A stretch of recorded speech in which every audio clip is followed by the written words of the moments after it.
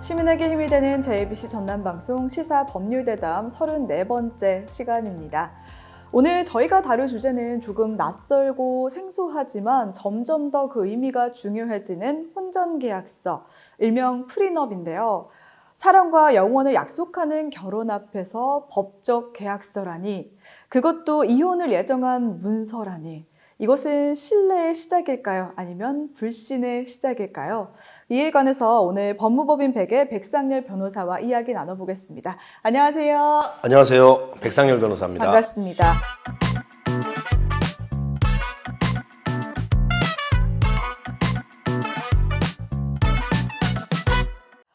오늘 되게 좀 신선한 것 같아요. 가끔 언론을 통해서 해외 유명 인사들이 이런 혼전 계약서를 작성한다라는 이야기를 들어봤는데 우리나라에서도 이게 받아들여질지 궁금합니다. 혼전 계약서 일명 프리넙이라고 하는데요. 네. PRENUP. 네. 그 의미나 내용, 우리 민법과의 관계, 개선 방안 등에 관해서 말씀드리겠습니다. 그 전에 간단한 몸풀기 문제 하나 내볼까요? 네, 준비됐습니다. 네. 혼전 계약서와 관련된 가장 유명한 해외 인사가 누굴까요? 혼전 계약서. 사실 저는 이 혼전 계약서 자체가 굉장히 생소합니다. 네, 모른다는 뜻이에요. 그것도 해외니까요. 네. 예, 근데 많이 들어보셨을 이름인데요. 3번 결혼하고 2번 이혼을 한 미국의 도널드 트럼프 대통령입니다. 잘 알죠. 예, 네. 이분은 그 혼전 계약서를 네. 현대 사회의 필수품이라고 표현했고, 네. 또 조금 자극적이긴 하지만 성공한 사업가이거나 부자라면 네. 특히 혼전 계약서가 중요하다는 말을 덧붙이기까지 했습니다. 이런 말 하기 좀 그렇지만 좀 득을 본 게 있나 봐요. 더욱더 궁금해지는 것 같은데 이 프리너비라는 단어 자체가 많이 생소하실 것 같아요. 조금 더 자세하게 이야기를 해주신다면요. 일단 프리넙은 영어 단어 프리넙셜 어그리먼트의 약어입니다. 프리넙셜이란 말은 결혼 전을 의미하고 어그리먼트는 합의를 의미하지 않습니까? 네. 그렇죠? 그렇습니다. 네. 그래서 결혼 전에 네. 미리 이혼 시 발생할 수 있는 재산 분할, 위자료 등 경제적인 문제들을 정하는 계약을 뜻합니다. 그럼 우리나라에서도 관심이 좀 늘어나고 있는 그렇습니다. 편인가요? 예. 그 이유가 어디에 있다고 보세요? 일단 결혼과 그 이혼에 대한 사회적 인식이 바뀌었습니다. 그래서 이혼을 더 이상 뭐 이례적이거나 부끄럽거나 부정적인 것으로만 받아들이지는 않게 된 점이 가장 큰 원인 같고요. 또 결혼 후에도 자기 자신의 자산을 각자 운용하는 젊은 부부가 늘어나고 있습니다. 또 가장 무엇보다도 큰 원인 중에 하나는 고령화 추세가 계속 이어지고 있잖아요. 그중에서 재혼, 삼혼이 늘어나고 있고 또 국제결혼 또한 늘어나고 있는 것이 그 원인이 된 것으로 보입니다. 아마존의 창업자 제프 베이조스가 이혼을 하면서 2019년에 부인에게 재산 분할 명목의 돈을 줬는데 얼마나 될까요? 일단은 저의 상상을 뛰어넘는 액수겠죠.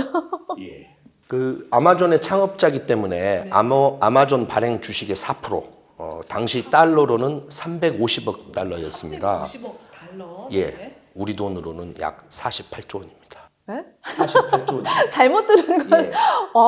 금액이 정말 어마어마해요. 48조 원이면 당장 체감이 안 되실 텐데요. 작년 대한민국의 2024년 1년 예산이 650조였습니다. 그 제프 베이조스가 그 이혼한 부인과는 혼전 계약서를 작성하지 않았다고 합니다. 예, 그래서 그 주 법에 따라 이런 액수를 미국의 그 법에 따라 지급한 것 같은데요. 작년 6월에 재혼을 하면서 혼전 계약서를 작성했다고 합니다. 작성했다고요? 네. 뭔가 좀. 그런 내용이 또 해외 언론에 보도가 되었습니다. 예. 그러면 제가 궁금한 게 있는데 이 어떤 내용들이 주로 들어가는 거예요? 그렇죠. 좀 막연하시잖아요. 근데 이제 아마도 이혼할 때 지급해야 할 어떤 재산 분할의 액수, 위자료로 지급될 금전의 액수가 대표적인 것이 될 것 같아요. 근데 위자료라는 것은 뭐냐면 정신적 손해에 대한 배상이 위자료거든요. 그래서 예를 들어서 결혼 후 5년이 되지 않아 이혼할 경우에는 재산 분할이 없다. 또 이혼할 경우 그 위자료는 3천만 원을 한도로 한다. 이렇게 정할 수 있잖아요. 당사자 사이에. 그러면 우리나라에서는 이게 사실 효력이 있는지 이것도 중요한 부분일 것 같은데 어떨까요? 자, 우리 민법 829조는 부부 재산의 약정과 그 변경이라는 제목으로 규정을 두고 있는데요. 혼인 전 부부 재산 계약을 할 수는 있습니다. 민법에 따라서. 근데 그런 경우는 결혼 전 각자의 재산을 정하고 그것을 등기까지 해야 다른 제3자에게까지 그 효력을 주장할 수 있습니다. 그런데 우리가 지금 혼전계약서에 통상 담고자 하는 내용은 이혼 시 발생할 수 있는 재산 분할이나 위자료 아닙니까? 그런데 이런 부분에 관해서는 우리 민법에 따른 법적 강제력이 인정되지 않습니다. 인정되지 않습니다. 그러니까 결혼 전에 재산 분할은 하지 않는다, 뭐 얼마로 한다, 또 위자료는 주지 않는다, 위자료를 얼마 지급한다. 아무리 약정을 해도 그걸 문서로 남겨도 법원이 이를 인정해 주지 않습니다. 왜냐하면 법원은 재산 분할 청구권은 이혼 후에서야 비로소 발생하는 권리로 보는 겁니다. 그러니까 이혼도 안 했고 또 더욱이 결혼도 안 했는데 어떻게 그 전에 이미 재산 분할 청구권을 포기하는 내용을 쓸 수 있느냐. 그래서 인정을 안 하는 거고요. 또 위자료는 우리 법에 따르면 아까 정신적 손해라고 그랬잖아요. 그러면 정신적 손해를 받은 사람이 있고 준 사람이 있잖아요. 그래서 위자료는 기본적으로 이혼의 원인을 제공한 책임 있는 배우자에게 정신적 고통에 대한 손해배상으로 청구하는 것이기 때문에 미리 액수를 정하는 것은 맞지 않다라고 해서 혼전계약서에 재산 분할이나 위자료에 관한 규정을 넣는다 하더라도 법이 당연히 이것을 인정해 주지는 않습니다. 다만 이제 재산 분할이나 위자료에 관한 다툼이 있으면 재판을 해야 되잖아요. 근데 재판을 통해 이혼할 경우에 당사자 일방이 법원에 이런 혼전계약서를 우리가 작성한 적이 있습니다. 라고 증거로 제출을 한다면 상당히 어떤 그 규정대로 좀 받아들여지지 않을까요? 그래서 중요한 증거나 참고 자료로 사용될 수는 있을 것 같습니다. 또 당연한 얘기지만 주말마다 시댁을 방문해야 한다. 가사와 유고는 2분의 1씩 분담해야 한다.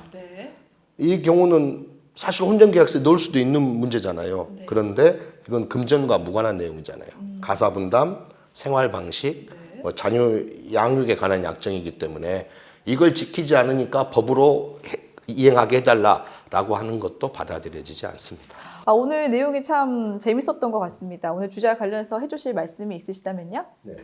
혼전 계약서가 결혼을 앞둔 부부가 각자의 상황에 맞춰서 안정적인 결혼 생활을 설계하는 기능을 하잖아요. 또 나아가서 이혼할 때 발생할 수 있는 갈등을 줄이는 합리적 도구로 자리매김하는데 도움을 줄 수 있다는 인식을 가질 필요는 있을 것 같아요. 다만 개인의 자유와 권리, 혼전계약서를 작성할 수 있는 자유와 권리는 있잖아요. 그 전제가 뭐냐면 사회적 약자고 어느 일방이 우월한 지위를 이용해서 혼전계약서 내용을 강요하면 안 되지 않습니까? 그래서 개인의 자유와 권리, 사회적 약자 보호라는 그 두 가지 가치를 균형 있게 고려하면서 그 효력을 제한적으로나마 받아들이는 법률적 접근과 개선이 필요하다고 보입니다. 오늘은 혼전계약서의 의미와 내용 그리고 민법과의 관계 등에 대해서 이야기 나눠봤습니다. 혼전계약서는 사랑을 의심하는 것이 아니라 불확실한 미래에 대한 합리적 대비이자 서로를 보호하는 장치가 될 수 있지 않을까라는 생각이 들었습니다. 네, 지금까지 법무법인 백의 백상열 변호사와 함께했습니다. 고맙습니다. 고맙습니다.